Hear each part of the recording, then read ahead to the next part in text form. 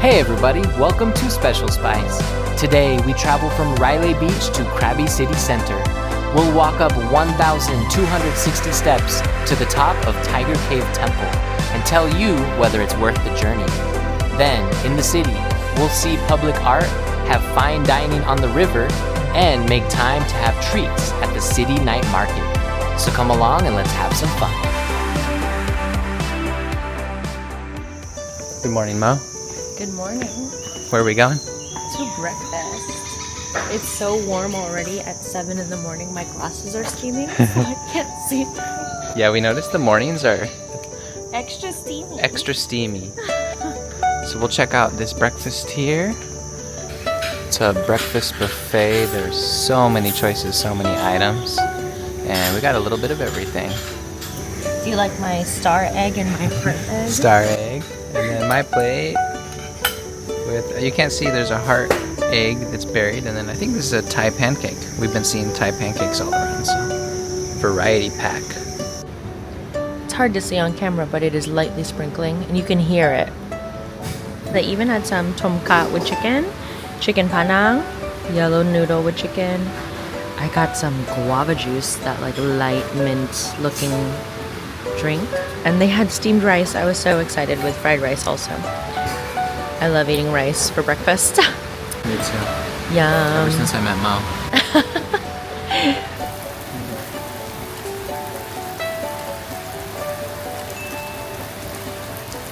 So we're going to our new favorite coffee shop, Grip and Grind, and then we'll be going into the town of Krabi, which is not like a resort beach town. It's more of a regular Thai town, so we wanted to check it out and also see Tiger Cave Temple, which is a Buddhist temple on a hill. It rained already this morning and it is now sunny again. Wow, look at low tide. My goodness. Ay, ay, ay. We're at Grip and Grind, sitting outside today. So I was wanting to mention, a lot of people when they're visiting southern Thailand to do beaches, they're torn between Krabi area or Phuket. We're in the Krabi area, basically connected to the Krabi Islands, like the islands we saw on our island hopping tour. The Phi Islands and Koh Lanta and Hong Island. So when you look at Reddit forums comparing Krabi area and Phuket, almost every single person that's really deep into traveling, they all say go to Krabi, go to Krabi, go to Krabi. The general consensus that we read is that Phuket is just a bit too much development, too expensive, too over touristed, whereas Krabi is still, of course there's a lot of tourists, including us, but it still has more character. So hopefully we'll see some of that when we go to the town of Krabi. Not as many tourists stay in that town, but it is like the main town in the area. So we're excited to see it. So many butterflies in this town. So we are going to figure out how to get tickets for the longtail boat and then take the longtail boat over towards Krabi. So to get to Krabi, we're going to the pier at Railay East where we had gotten dropped off, and you just go and talk to the boatmen and pay them in baht. So we're hoping to get a boat straight to Krabi, but if there's no one going there at the moment, you can take a boat to Andaman Sea and take a taxi to Krabi, which is about 30 minutes out. But we're hoping there's a boat straight to Krabi today. Ooh, Krabi-licious! So we paid 200 baht for 2 people, and the boat is not going straight to Krabi, but we're gonna go to Andaman Sea and then take a taxi. So here their system is usually to fill a boat and then send it. So sometimes they'll say, oh, we're waiting on 2 more people. Then once it's full, they send it.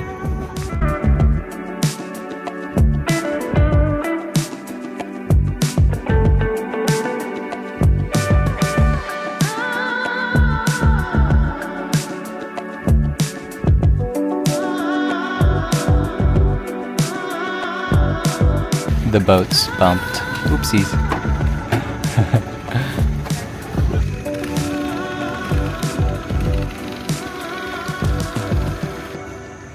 We found some shade on a rock and Mo got the Grab, the app for taxis, their version of Uber. It's a comfortable rock right here. And it gets here in 2 minutes. $10 USD to get a ride over to Tiger Cave Temple. 1260 steps. I'm ready. We're in the Grab. It is fancy. Deluxe.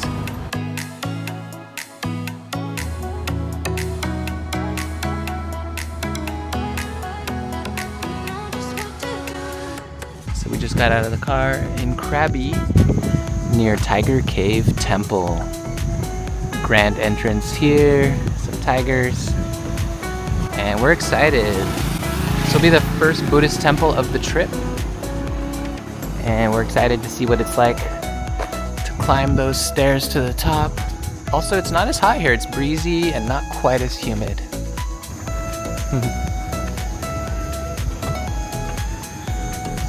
Alrighty. Wow, Mo. Look. Wowza. When you visit temples, they do expect you to cover your shoulders, and this says dress neatly. So we erred on the safe side and we wore pants today. So no short pants, no tank top. But I think they have rental clothes, so if you accidentally wore those, you can rent some clothes. Hey puppy. Lots of tiger statues, decorations. So this temple opened in 1975. A Vipassana monk was meditating in a cave up in these hills, and supposedly he saw some tigers roaming around. They've also discovered some tiger footprints in the cave, so that's why they came up with the name of Tiger Cave Temple.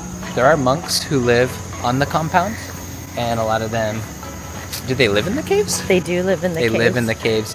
That not at the meditate top. in the caves, yeah. So at the entrance, right after you pay, you walk a couple steps and you're right here. My goodness. It is gold and ornate.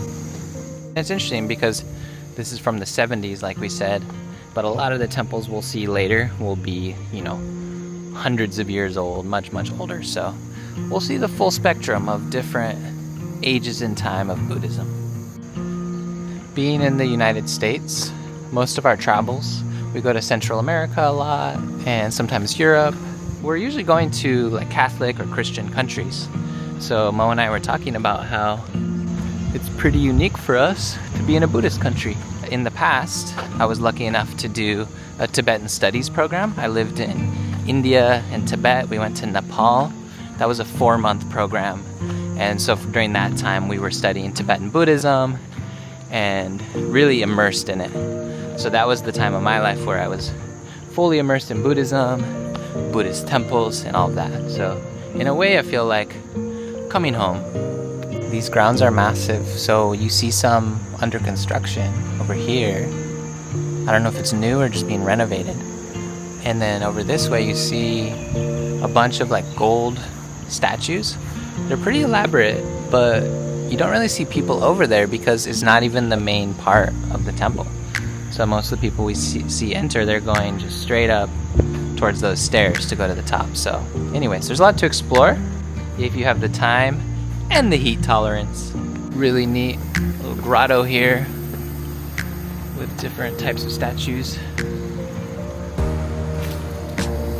Very elaborate, lots of color. And I love the interaction with nature. A lot of Buddhist grounds you get the interaction of the spiritual with nature. And I feel like that's a little less common with Christianity and Catholicism, where often Christianity and Catholicism feels a bit separate or cut off from nature. It was 50 baht per person to enter, which is about $1.75 USD. Temple of the Headmaster. Here we are at the base of the stairs. A sign, beware of monkeys snatching your purse. And beautiful, into the jungle. Before we go up, someone warned us there's no water at the top. We did bring water, but we might see if there's more we can purchase down here. We have a red pagoda here. This statue is of Guanyin. We saw a statue of them in Taipei, Taiwan as well. We went into a beautiful park there and saw a statue that was similar to this, a little smaller. So Mo went to find one more water to purchase before we head up. So I'm glad that tourist told us that there's no water at the top. So I'm just having a reflective moment here in the shade, and we're excited to see what the top holds. All right, beware of monkeys. They might snouching stuff. And we are heading up. 1260 steps, here we go. I'm gonna count everyone. 1, 2, 3.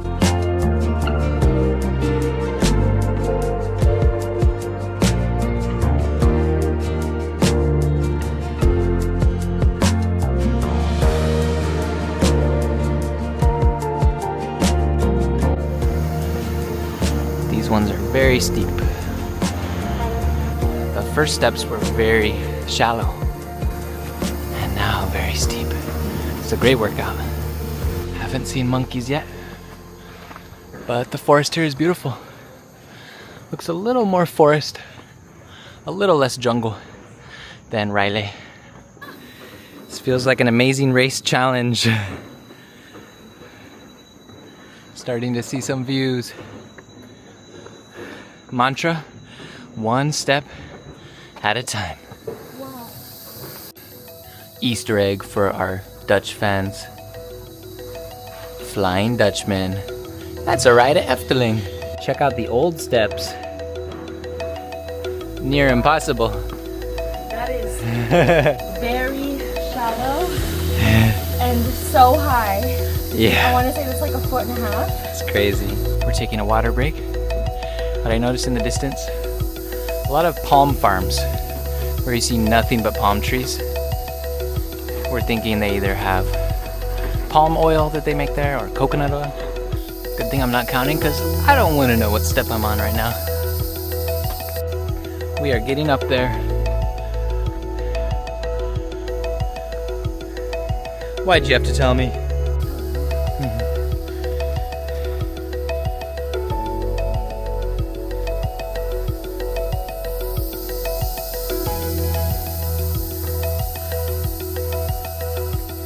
These ones are extra challenging. You got this. So steep. So steep. Look at these. So shallow. It's like 18 inches steep. We're in the thousands. 200 more. You can hear some chants. I don't know if that's at the top or someone who lives back there. I don't think it's the top.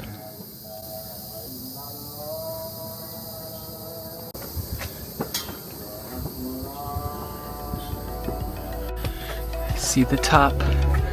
Almost there. Made it to the top.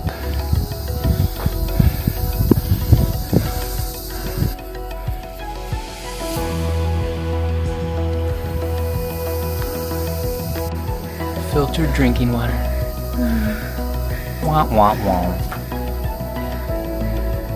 Not enough donations. Okay, shoes off.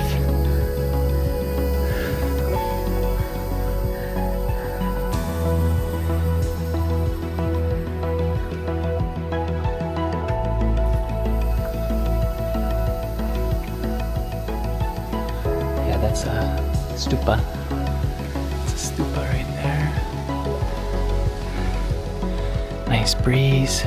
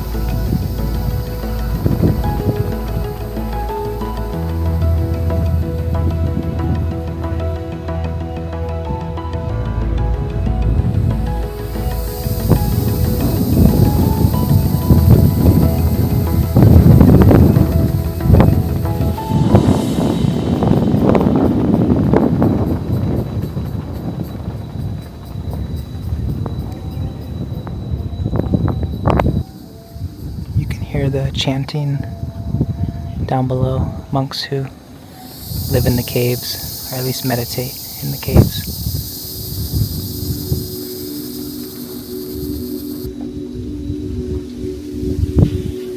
And on this side, it's huge.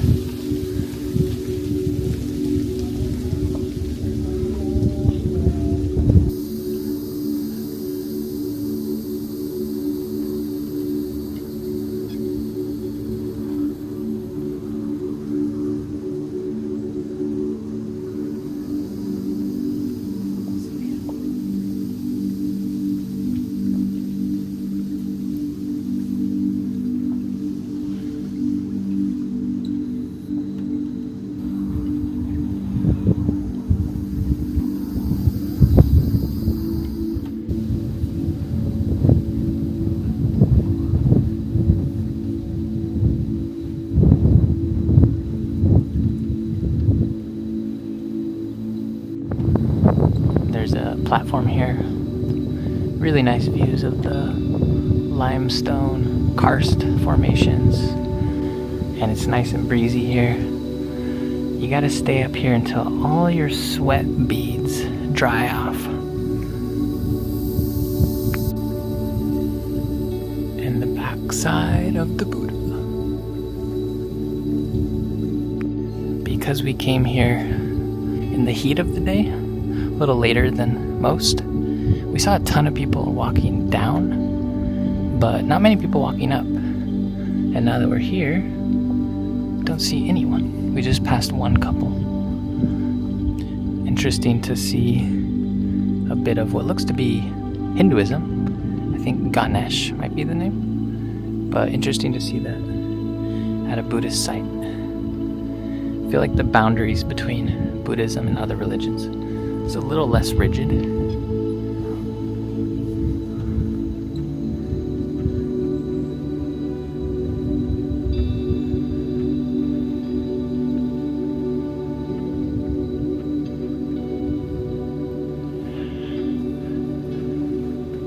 Buddha's footprint, wow. That's cool. Some prayer flags. When I was in Tibet and northern India and Nepal as well, there was a lot of prayer flags everywhere, usually in high places or windy places or sacred places. Nice view here. Love how it's incorporated with the limestone rocks here. The 3 layers here. This far side is probably my favorite view of the hills. You can really see their stark, dramatic nature. It's pretty cool to be above them, or at least level with them, because we were below them most of the last 2 days. This was really neat up here. On the way down, I'm going to need both hands on those rails, so I do not plan to record on the way down. But we were really glad we came up here. Tiger Cave Temple. So on the way down, the stairs are so steep and really rough on the knees. So we learned it's much easier to go backwards, almost like you're rappelling down. 0 knee pain, and it's just fun. You get to use your arms a lot, split up that energy between your arms and your legs. Highly recommend. You got this, we're almost there. So close to the bottom, what a journey. It's gotta be. It's gotta be. It has to be. Yeah. I don't see any. There's a tiger print paw right there.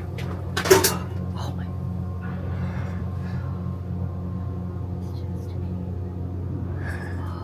Alrighty. Okay. That's cool. We made it. How do you feel? How do you feel? Amazing. Spicy tip. Backwards walking down, and if you have bad knees like me, bring a knee brace. So in summary, do Tiger Cave Temple. It's amazing. Bring tons of water, hat, sunglasses. Just know it's very physically exerting, but you gotta do it. It's amazing. So online it said that there is water up at the top, but that is not always the case. So you actually have to buy some water, or if you need extra water, which you will, you should buy it in the parking lot of the temple. Here's the hill that the big Buddha statue was on at the very top. And we are getting a taxi over to the Krabi City Center. So we got dropped off near the Krabi City Center. We see a bike lane here. First time I've noticed a bike lane here in Thailand. No one's using it at the moment. It is very hot. I don't think I'd want to cycle right now. And if you look over here, so we have the beautiful river. Very still waters. And then check out this karst formation. Limestone in the distance. That's pretty rad. And then we are near... What are we near, Mo? The crabs of Krabi, apparently. A big crab statue. So Krabi is named after crabs. Makes perfect sense. Krabi, Thailand. And there it is. Epic.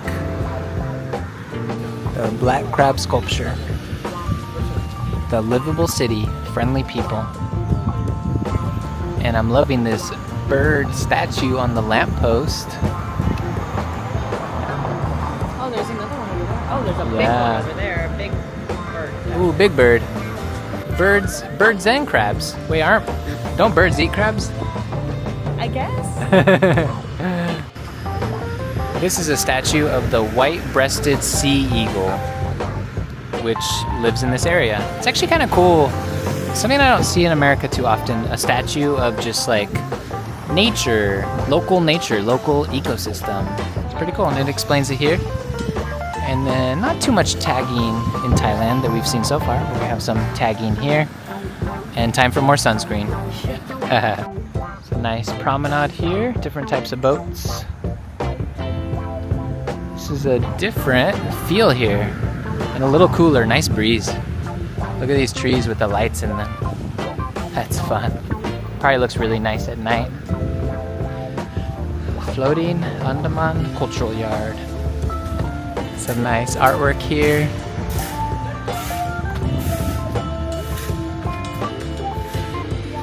And let's see this sculpture zone here next to the water. And there's a restaurant called The River that comes recommended. So we're gonna check that out because we are hungry. Krabi's got some artistic flair. Holy. Wow. Jeez. We sometimes forget. I don't know if that translates, but some epic limestone cliffs in the distance. So it looks pretty chill. Some nice breezes. Fun spot. More artwork here. Okay, Krabi. I think Thailand is famous for pink dolphins, so they're like river dolphins. Oh, I think sweet. I'd really like to see them. I didn't know that. That's rad. Boom, boom. Right, we're gonna check this out. The river. On the river. I hope they have Thai food. Great view here. Very lush. We're here on the river. At the river. We got some smoothies, passion fruit and mango. And they specialize in seafood here. So I got some spicy red curry with catfish. What did you order, Mo? I got some tom kha soup with seafood and some clams with basil. Nice. We're excited. Some of the food has arrived. We got some clams here. And then what are you trying here, Mo? Yeah, that's clams and sweet basil, and this is tom yum soup with seafood. So I'm very excited. Ooh. It's a sweet and sour soup. It's medium spicy. I'm very excited. Let's try it. Yum. Has, again, such depth of flavor. They're not playing around with that spice. I can feel it like coming down the back of my throat. But it's really good. I'm so excited to dive into this. Look at all these There's some fish, there's shrimp, mushrooms, lemongrass. Oh, so excited. Tomatoes, onions. This is gonna be a feast. Tyler got red curry with catfish. Thai spicy. Thai spicy. They warned him. Like a Thai person said it's very spicy. So. All right, let's go.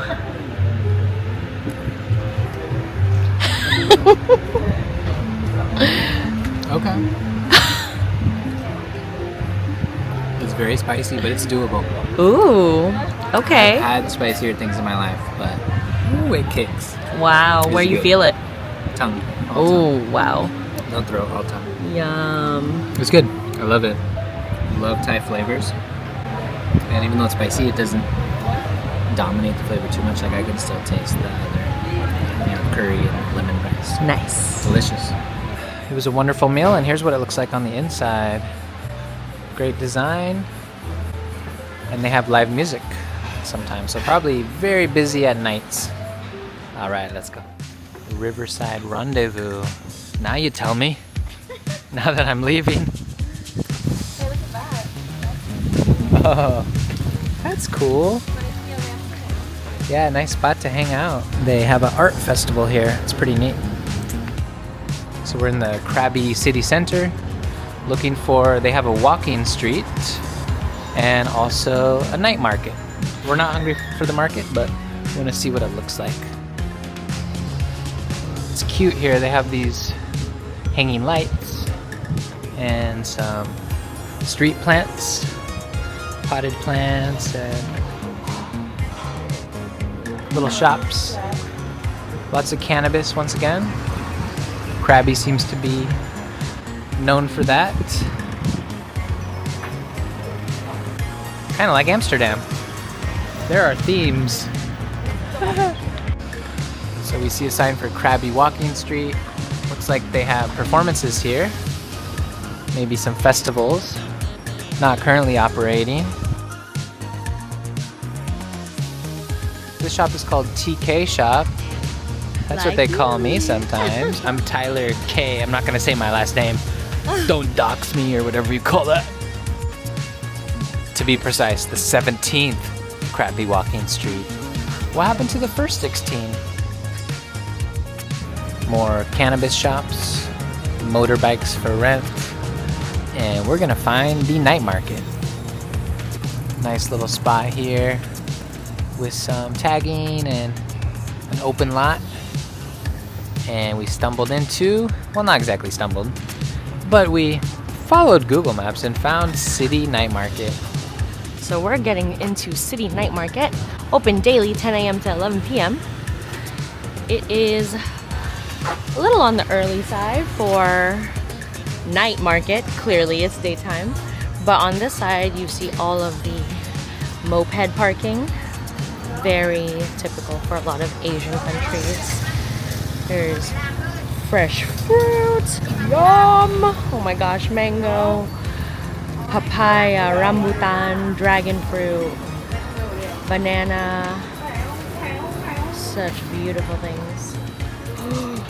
Wow. Sawadika! I love fresh fruit. Oh my gosh, they have mangosteen! Yum! And the infamous durian. Infamous to not everyone, but to many, especially Americans. This is the fruit that has a very distinct smell. It's actually been banned in certain places because of the smell. If you've ever had it, it's a strange texture to some, but very creamy and milky looking.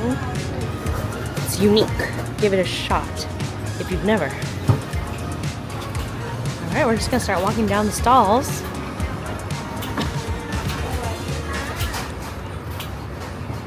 Little trinkets. It might be really hard for me to not just come home with like pounds of fruit right now. Yum. Passion fruit. Ooh, yum. It's nice and cool in here. It is nice and cool in here. There's lots of fans and shade. I'm grateful. I've never seen this before. Does anybody know what this is? Tell me in the comments. but it is slightly soft. Interesting. Ooh, yum. Guava, oh my gosh. And this is already cut fruit, so I've never seen the inside of a passion fruit. I love passion fruit. It is one of my favorite fruits. Sawadika. And then dragon fruit. There is pink purple and then white dragon fruit. There's food stall, sawadika, Shin-chan, and Pinocchio. There's donuts up here that are 10 baht. That's We're gonna get one. That's like 30 cents USD. 30 cents? 10 baht, I yeah. can't wait. Let's try some. They have pandan custard filling, chocolate, vanilla, strawberry, blueberry, raspberry, foy tong. I don't know what foy tong is, but it looks like cheese. It's very similar to, it looks very similar to ensaymada in Filipino culture. Yum. And then there is sugar donuts, classic, twisted donuts, and chicken sausage donuts. They look deep fried. They look like pigs in a blanket that are deep fried. Sawadika. So we got some stuffed donuts at the city night market. And Tyler got chocolate and I got pandan custard, so I'm gonna give mine a shot right now. They were 10 baht each, which is how much, Tyler? 30 cents USD. Wow, 30 cents. Look at this cute little thing. They're soft. They seem to be covered in powdered sugar. And let's give it a shot. Ooh. Oh, wow. That bread is super light. Not oily at all, which is actually what I was a little bit worried about. And the pandan custard, if you don't know what pandan is, it's a leaf from Asia and it tints things green. It has like a very coconutty vanilla flavor. Very common in a lot of Asian desserts. I like that flavor a lot. You enjoy That it? custard's delicious. Yes. 10 out of 10. 10 baht out of 10 baht. It's a very nice light sweet treat. Beautiful. I'm gonna try the chocolate one now. Look at that. Okay, I'm gonna be honest. The chocolate tastes a little artificial to me. I'm also not the biggest fan of this style of donut. So for me, I don't love this, but I'm excited to try the pandan one. Yeah, Because go I ahead. think I'll like it more. Let's have you try the pandan one. I think that's more authentic to this area. That's a lot better. Yeah. That's It's pretty not good. too sweet. Yeah. That's really good. Yay. So I would say the chocolate one. Maybe not their strong suit. Because I like more, I like dark chocolate and like very like real tasting chocolate. The pandan is delicious. In front of a lot of businesses and houses and hotels, you'll find these little miniature spirit houses. And it basically represents those who have lived there or those who they have known who have passed on. There's usually some sort of an offering being made of people dropping things off, but it's seen as the guardians of the house. And basically tending to these spirit houses is keeping a balance and a harmony with the guardians of the house. If you ever go to any sort of market, please be sure to come hungry because my gosh, there's so many fun options, delicious looking options, and very authentic, unique options. Markets like this and street food in general is one of my favorite ways to experience a culture because I really do believe that these people really make up so much of like the fabric of this city and this country, and they work hard. If you've ever worked a pop-up event, you know how hard these things are. So much work. Oh, and right behind the market is just this random green space. Community garden and then like a palm tree. Oh, it says community garden? Fun. It is a whole lot of work to pop up, to set up every single day and to break down every day. So y'all support them. Oh, Tyler's sesame balls. I love sesame balls. 2 mung bean. 17 Cup kunka. And they are 5 baht a piece. I am so excited. I love these sesame balls. You want to just leave it as a Yum. They do have stall numbers. Everything is in Thai, so if you are not familiar with the language, Google Lens might be your best friend. tip? We were reading many people use a QR code for like a digital payment at these markets.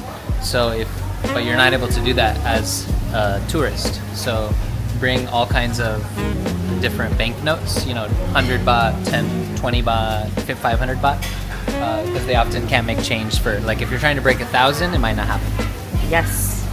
And why can we not do that as a tourist?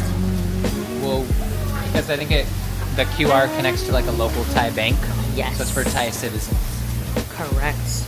We actually encountered that as well in a different country, and we were a little bummed because I was excited to try it, but all good. 60. Yeah. So we made out like bandits. We have mango, papaya, and we got some of the road apple with guava. I'm so excited. Khap kun ka. All right, let's get back and try these. Right next to this city night market is a very new looking spot called May and Mark. Breakfast, brunch, and Thai cuisine. I feel very at home at these kinds of markets. I am Filipino, if you haven't noticed, and I love being around this part of the culture, and I'm just so grateful for all these people who come out and work so hard every day to provide a lot of accessible food and drink and produce.